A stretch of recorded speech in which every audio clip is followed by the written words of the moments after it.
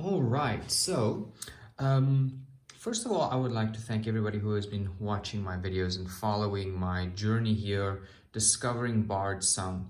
Now, since I've done my unboxing and gameplay and overview video, there have been a couple of questions about the Fables box and what exactly that includes and how that integrates and can be used with the core game.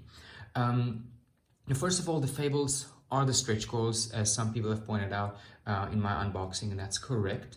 I think as I was doing the unboxing, I really did not remember what I was supposed to get, so it was all sort of a big surprise to me as well.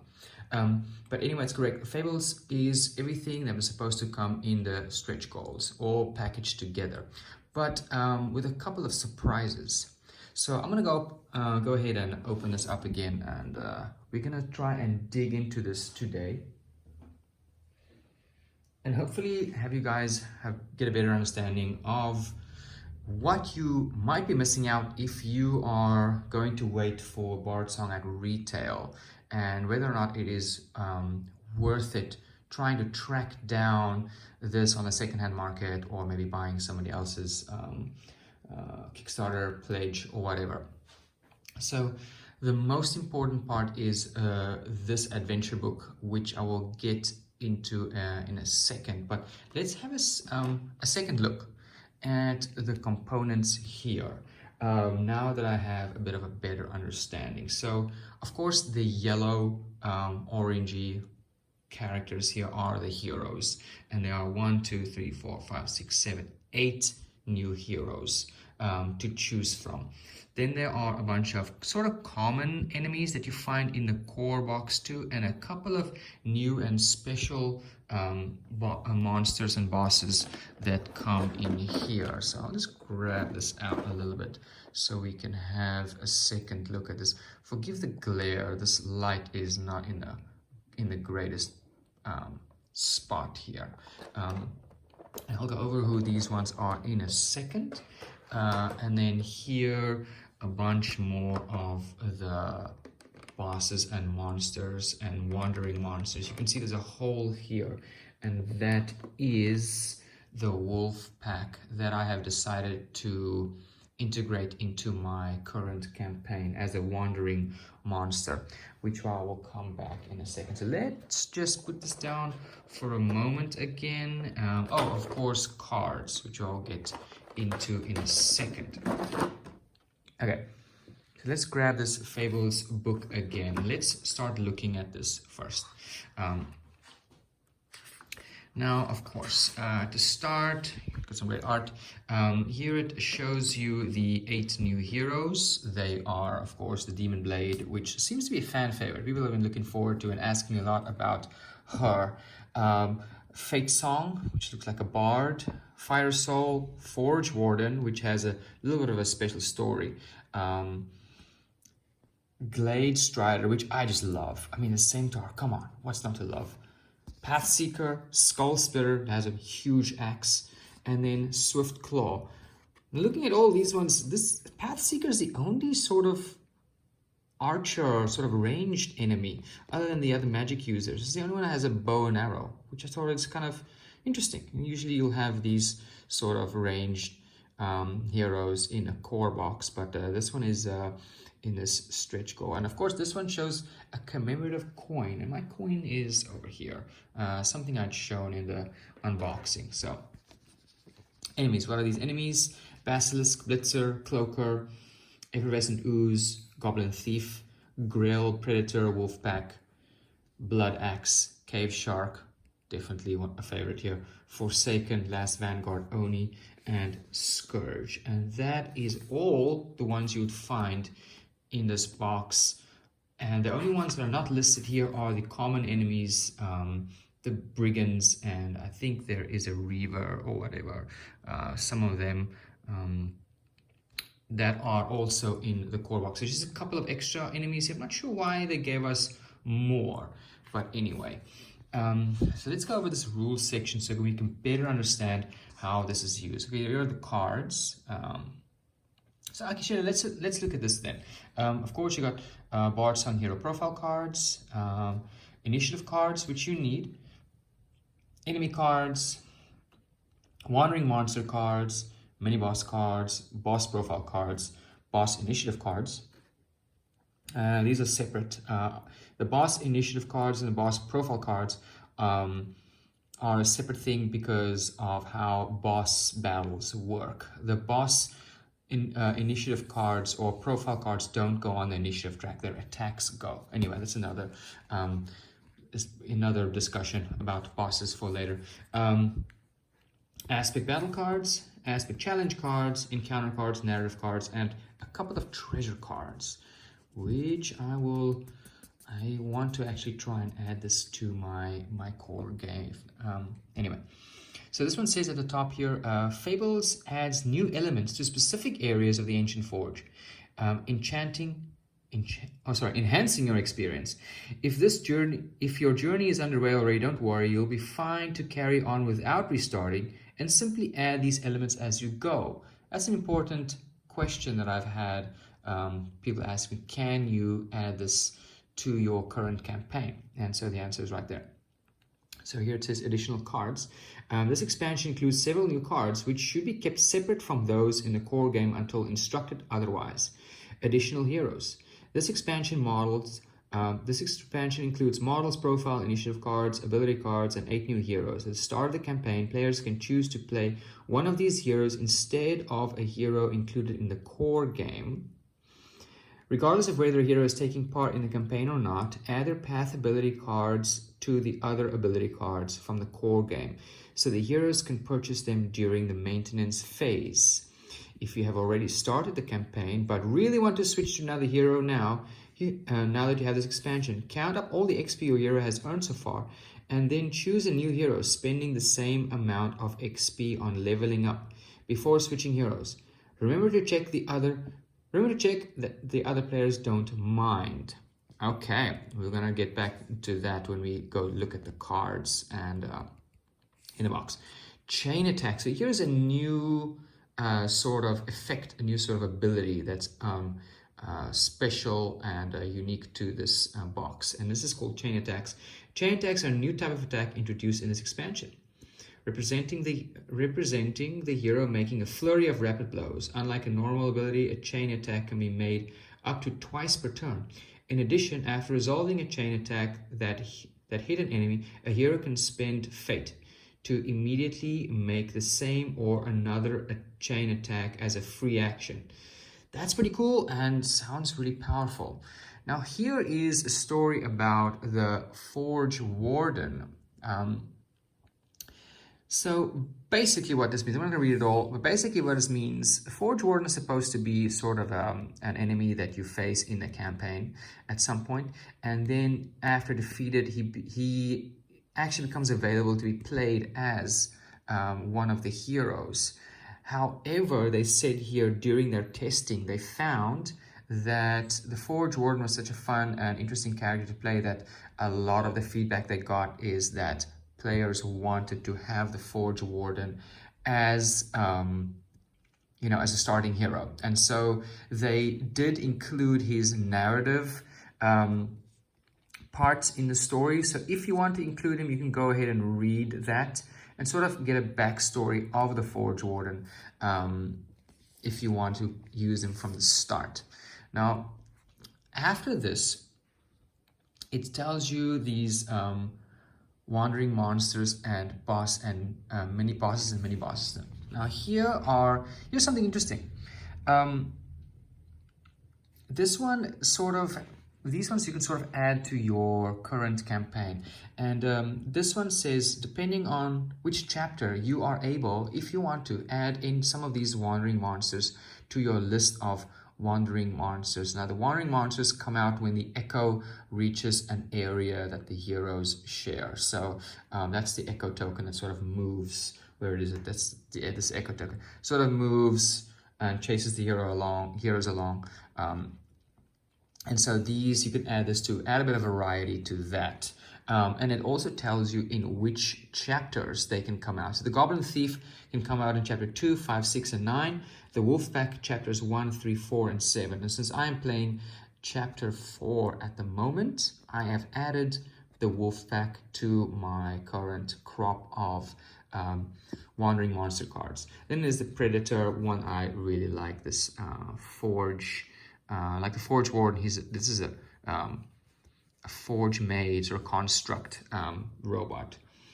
A couple of more Blitzers similar, Basilisk, Effervescent Ooze, and so forth. And so you can go check every time you start a chapter, can you add any of these ones to your game, yes or no. These cards, these bosses and mini bosses can come out and sort of mess with you too, adding quite a bit more danger.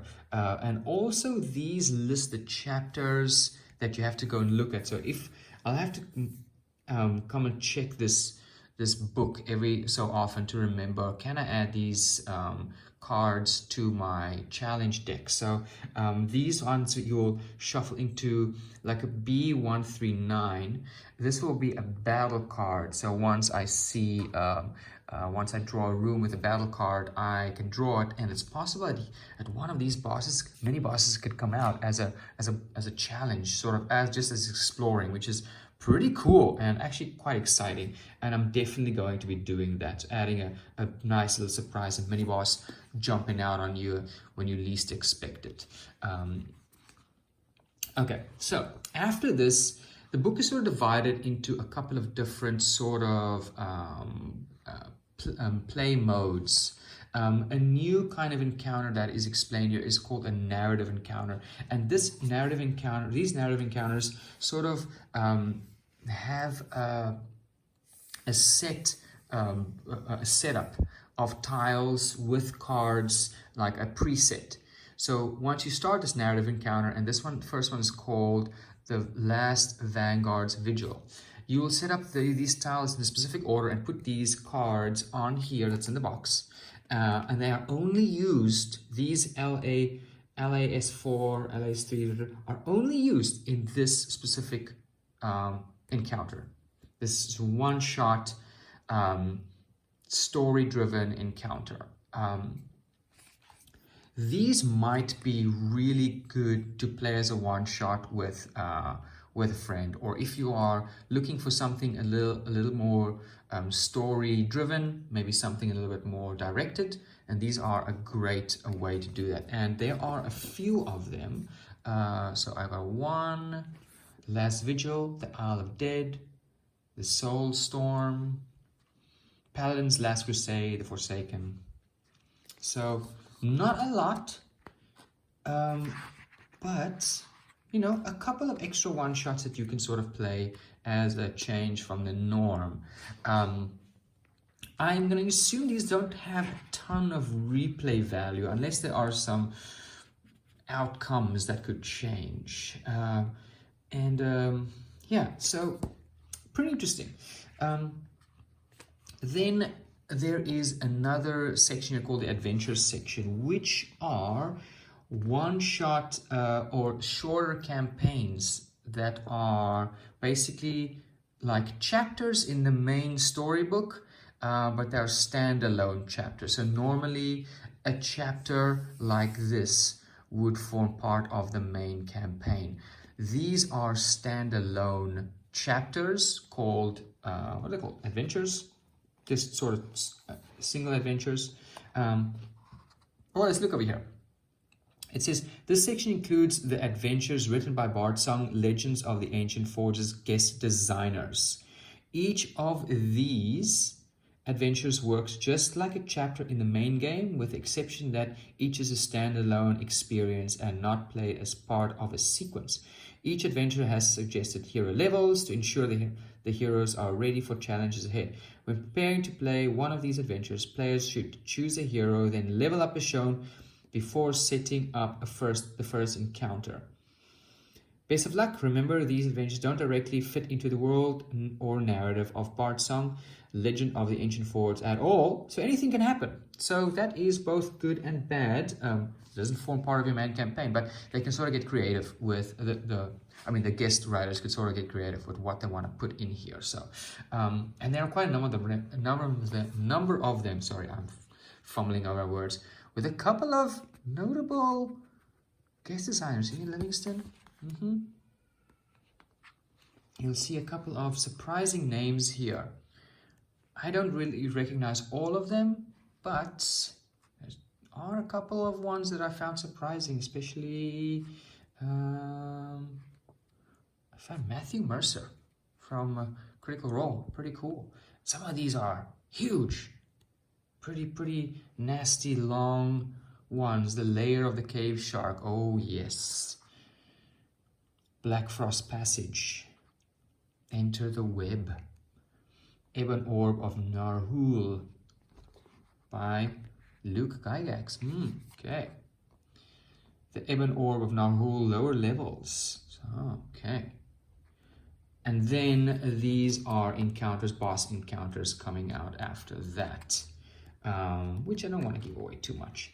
After this are the narrative entries that you will read at specific points. I'm not going to show that because obviously you guys want to keep that as a surprise.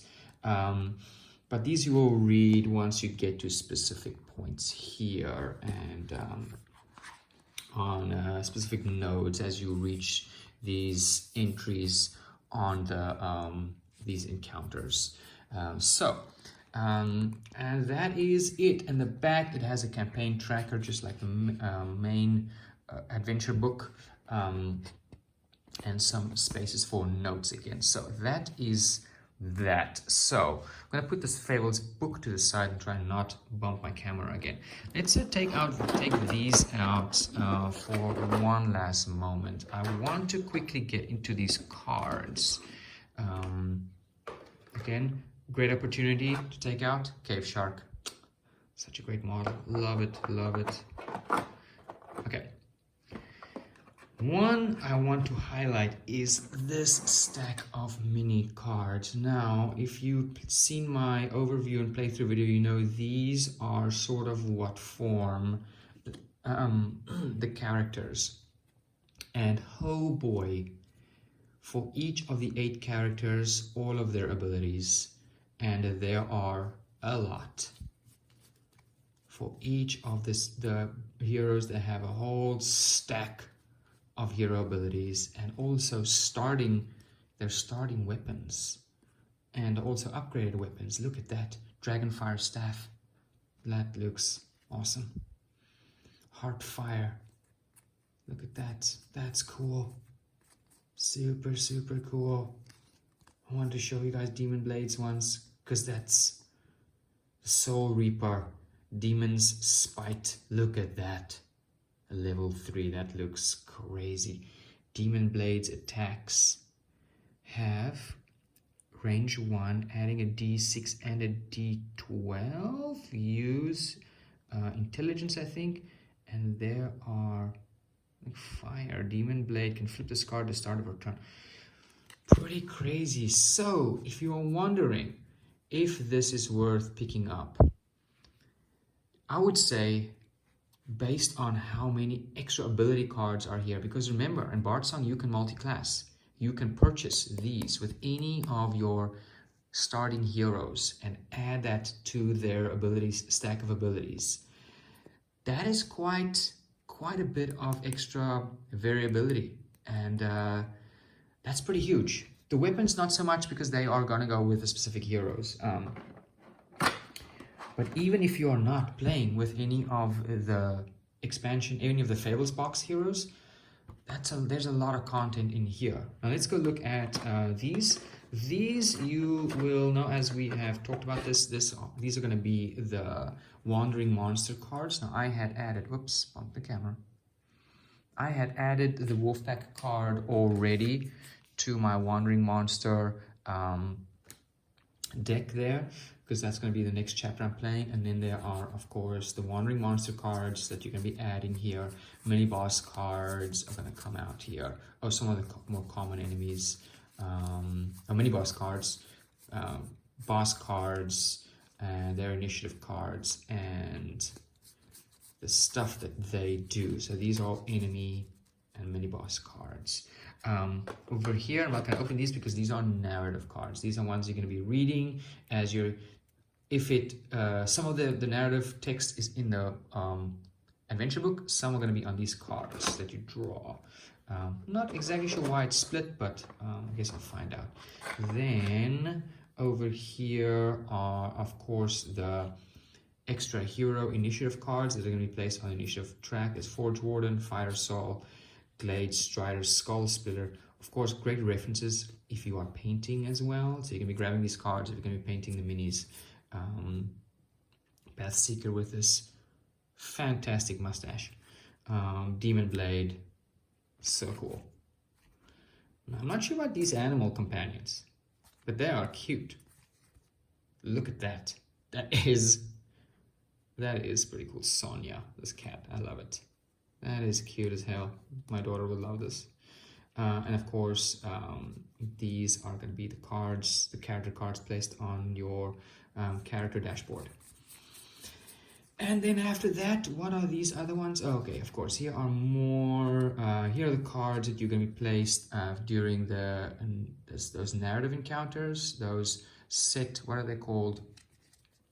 Anyway, those preset dungeons that you are going to be building. These cards are going to be placed on each of the tiles, and these ones are going to be shuffled into your aspect decks when you're playing the larger one-shot chapters that are in the adventure book here. So these ones cannot be used with the core. Of course, you need the adventure book, and you need to be playing one of those adventures to the adventures that are in the Fables book.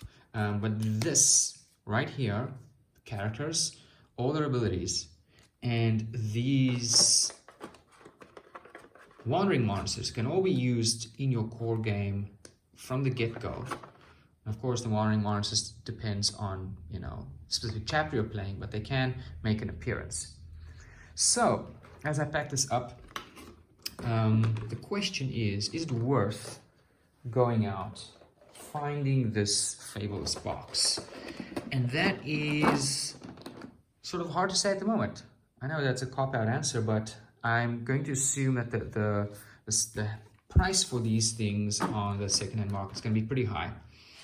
Probably best if you try and buy the base game with the Fables box together, because I'm thinking you're probably going to spend the same amount just trying to buy this box by itself once these copies start hitting the secondhand market.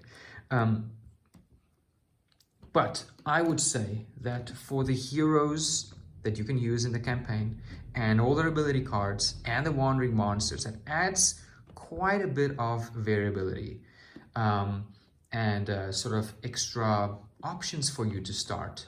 You may want to play through the campaign multiple times, and using different heroes could really give you quite a different experience. Other than that, the extra adventures and chapters and sort of little stories that are in here actually adds quite a bit of extra content. I would say quite a lot of content in here. I'm not sure if it is equal or less or more. I would say probably less than what comes in the main campaign adventure book.